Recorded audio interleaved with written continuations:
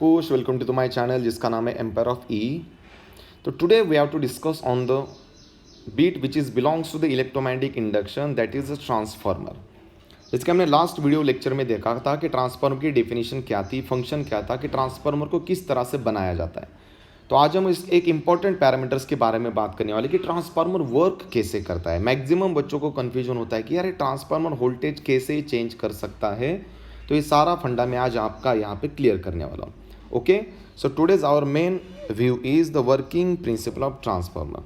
Transformer की working principle अच्छी तरह से पढ़ने के लिए जितना हो सके बाय प्रोसेस उसको याद रखने की कोशिश कीजिए। जैसे आप देख सकते हो कि स्क्रीन पे मैंने एक डायग्राम ड्रॉ की है, उसमें हमने एक लैमिनेटेड कोर भी दिखाया है। The winding on the left side called as a primary winding जिसके नंबर ऑफ टर्न्स है N1। The winding on the right side जिसके नंबर ऑफ टर्न्स है N2। प्राइमरी वाइंडिंग में से मैंने दो टर्मिनल्स बाहर निकाले और दोनों टर्मिनल्स को मैंने कनेक्ट किया AC सोर्स को, लुक लाइक दिस। और जो सेकेंडरी वाइंडिंग में से दो टर्मिनल्स बाहर निकाले हैं मैंने, उसको मैंने कनेक्ट किया एक रेस्पेक्टिव लोड से। आप लोड किसी भी नेचर का ले सकते हो, it may be resistive, may be inductive और कैपेसिटिव, ठीक है। तो जब भी हम किसी भी पैरामीटर या किसी भी चीज़ का वर्किंग प्रिंसिपल पढ़ते हैं ना, तो हमें एक फंडा यहाँ पे याद रखना है, we have to always travel from input to the output. अगर आप अंदर से वर्किंग प्रिंसिपल याद रखने की कोशिश करोगे तो वहाँ पे आपको जम्बलिंग हो सकती है या मे बी आप कन्फ्यूज़ हो सकते हो। तो थोड़ा ध्यान से देखिए यहाँ पे। जैसे हम प्राइमरी वाइंडिंग को सिंगल फेज या three phase AC source connect करते हैं तो कॉमन सेंस की बात है, जब भी किसी वाइंडिंग के अक्रॉस पोटेंशियल डिफरेंस बनता है then the winding produces some amount of current I1 जिसे हम एनर्जाइजिंग कहते हैं। ये जो I1 इलेक्ट्रिक करंट है वो नंबर ऑफ टर्न से यहाँ पे सर्कुलेट करता है और आपकी प्राइमरी वाइंडिंग जो होती है ना वो एनर्जाइज होती है।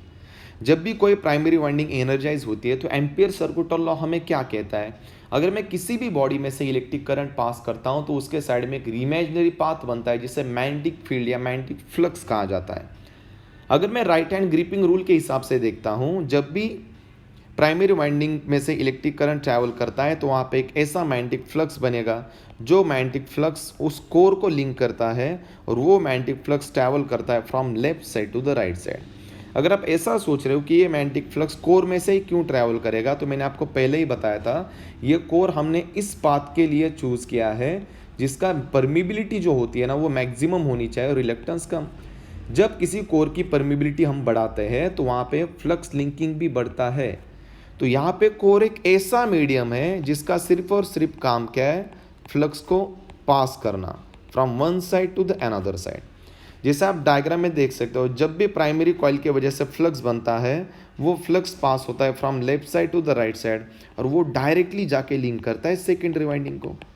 तो अगर आप ऐसा सोच रहे हो कि क्या यार 100% फ्लक्स यहाँ पे ट्रैवल करेगा, तो इसका आंसर नो है। क्यों? क्योंकि कुछ फ्लक्स ऐसा भी होता है जो वह कॉइल को लिंक नहीं करता या कोर को लिंक नहीं करता, वो सराउंडिंग उसके एरिया से ट्रैवल करता है। ऐसा फ्लक्स जो किसी कॉइल को या किसी कोर को लिंक नहीं करता वो वहाँ पे सर्कुलेट करता है, उसे लीकेज फ्लक्स कहा जाता है। तो बेसिकली देखा जाए लीकेज फ्लक्स की क्वांटिटी इतनी ज़्यादा नहीं होती, इसका जो रेशो होता है वो होता है 1% to 5%। और जो रिमेनिंग 90% to 95% फ्लक्स जो कोर से ट्रैवल करता है ना उसे म्यूचुअल फ्लक्स कहा जाता है। उसे म्यूचुअल फ्लक्स क्यों कहा जाता है? क्योंकि वो फ्लक्स दो अलग अलग कॉइल को लिंक करता है, one on the left side and one on the right side. अब देखिए, जब भी ये फ्लक्स सेकेंडरी वाइंडिंग को जाके लिंक करता है तो हमने यहाँ पे फैराडेज लॉ पढ़ा है, जब भी कोई कॉपर है एल्यूमिनियम की कॉइल चेंजिंग मैग्नेटिक फ्लक्स को लिंक करता है तो उस कॉइल के अक्रॉस एक न्यू पैरामीटर जनरेट होता है, उसे EMF कहा जाता है। तो यहाँ पे मैं बता सकता हूँ, according to Faraday's law of mutual induction, whenever the copper or aluminum coil is linked with the changing magnetic flux it produces an electromotive force. Common sense की बात है, जब इलेक्ट्रोमोटिव फोर्स लोड के अक्रॉस कनेक्ट होता है इसका मतलब वहाँ पे पोटेंशियल डिफरेंस भी बन गया। अगर पोटेंशियल डिफरेंस है that means it produces some amount of current and that current is passing through the load. अगर आपके दिमाग में ऐसा चल रहा है कि यार सेकेंडरी साइड में EMF जो बन रहा है उसका मैग्नीट्यूड क्या होगा, तो उसको मैं यहाँ पे मेंशन करता हूँ। According to Faraday's law of EMI, EMF induced by the secondary winding is. अब ये जो ईएमएफ इक्वेशन में लिखने जा रहा हूं वो ईएमएफ इक्वेशन डिपेंड करता है लेंज लॉ पे। That is whatever the EMF is proportional to the minus rate of change of flux, उसे मैं लिख सकता हूँ minus D phi by D T. अगर आपके दिमाग में ऐसा चल रहा है कि माइनस सिंबल क्यों है तो उसे बैक ईएमएफ कहा जाता है, जो नेक्स्ट वीडियो में आपका फंडा वहाँ पे क्लियर होगा। अगर मैं इस रिलेशन को इक्वेशन में कन्वर्ट करता हूँ तो देखिए whatever the EMF induce by the secondary winding is equals to minus N into D phi by D T. ये जो न्यू पैरामीटर मैंने यहाँ पे लिया है माइनस एन, उसे प्रोपोर्शनलिटी कांस्टेंट भी कहा जाता है। Actually it is called as number of turns. पर अगर मैं यहाँ पे ईएमएफ की बात कर रहा हूँ ऑन द सेकेंडरी वाइंडिंग तो यहाँ पे मैं लिख सकता हूँ same equation for secondary winding is E2 is nothing but minus N2 into D phi by D T. और ये जो ईएमएफ होता है उसको मेजर किया जाता है वोल्ट में। तो ये बन गया आपका वर्किंग प्रिंसिपल का फाइनल इक्वेशन। E2 का मीनिंग है EMF induce by the secondary winding, N2 का मीनिंग है number of turns on the secondary winding and D phi by D T is nothing but rate of change of flux. पर अगर मैं basically यहाँ पे देखता हूँ तो हमारा जो D phi by D T होता है ना वो सारा डिपेंड करता है प्राइमरी साइड पे। और प्राइमरी वाइंडिंग का जो करंट और वोल्टेज है वो रिमेंस कांस्टेंट है। तो मैं यहाँ पे थोड़ी देर के लिए कंसिडर करता हूँ जो डी फाई डी टी है वो रिमेंस कांस्टेंट, तो बचा क्या, बचा N2। अगर मैं N2 को वैरी कर सकता हूँ तो कॉमन सेंस की बात है हमारा आउटपुट वोल्टेज भी यहाँ पे वैरी होगा।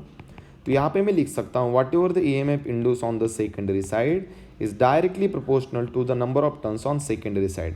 अगर मैं सेकेंडरी साइड के नंबर ऑफ टर्न्स बढ़ाता हूँ तो वोल्टेज बढ़ेगा, अगर मैं number of turns secondary side के कम करता हूँ तो वोल्टेज कम होगा।